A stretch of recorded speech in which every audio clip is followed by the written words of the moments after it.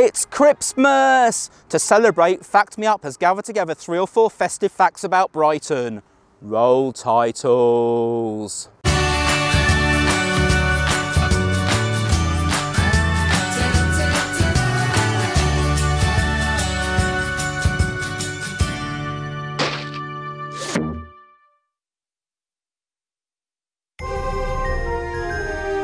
Christmas tales.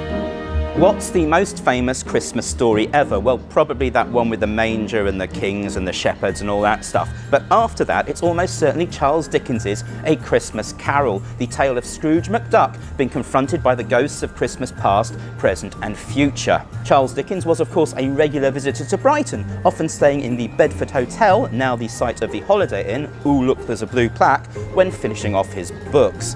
His most Brighton-related book, of course, was Dombey and Son, in which Mr. Dombey himself stays in the Bedford, whilst Anne's son goes to school in Kemp Town's Chichester Terrace. But that book almost didn't get finished. Why? Because of the success of A Christmas Carol. Charlie was encouraged to write a whole series of Christmas books, 1 per year, and the 4th of these, The Battle of Life, he was writing at the same time as Dombey. He confessed to friends that he was on the point of abandoning one of the projects. In the end, he just took a short break from Dombey and finished both. In the case of The Battle of Life, he might as well not have bothered. It's his only Christmas book that contains nothing supernatural, nothing religious, and pretty much nothing about Christmas. Most critics agree it's Dickens' rubbishest book ever. Christmas lights.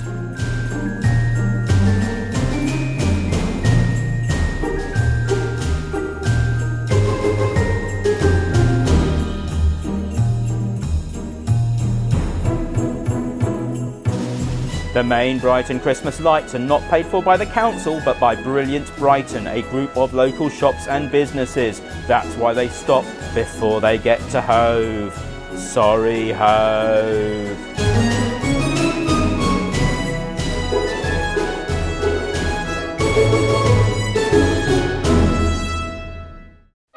Christmas traditions.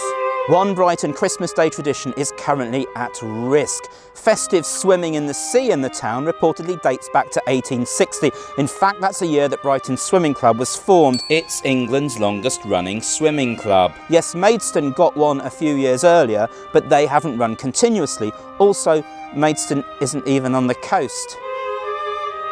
The actual Christmas Day dips organised by Brighton Swimming Club first started in 1885. In 2014, due to health and safety reasons, there had been a number of injuries, including one tragic death. Brighton and Hove Council started sealing off parts of the beach on Christmas Day to prevent people from swimming. Cue a lot of angry Argus commentators going, "Nanny stay."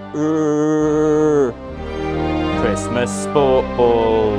In the modern era, Boxing Day is the traditional time for festive football, but back in history, games used to take place on Christmas Day itself. In 1940, Brighton and Hove Albion travelled to Norwich for a wartime league fixture. Brighton only had 2 senior players available, one of whom was a guest from Bolton, as well as 3 youngsters. They had to borrow a bunch of kids from Norwich, as well as some randoms from the crowd. As you'd expect, this didn't exactly go well.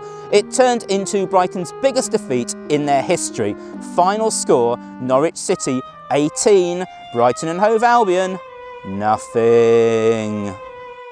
This is the last in the current series of Fact Me Up, but don't panic, we're just taking a very short winter break, filming, weather, daylight, January, no thanks, brr, and we'll be back in February with a whole new series of 13 episodes. We'll also have 1 or 2 special videos in between time, so please subscribe down below and or follow Mr. Adam Yeh on Facebook or Twitter to find out when new videos are going online. See you soon.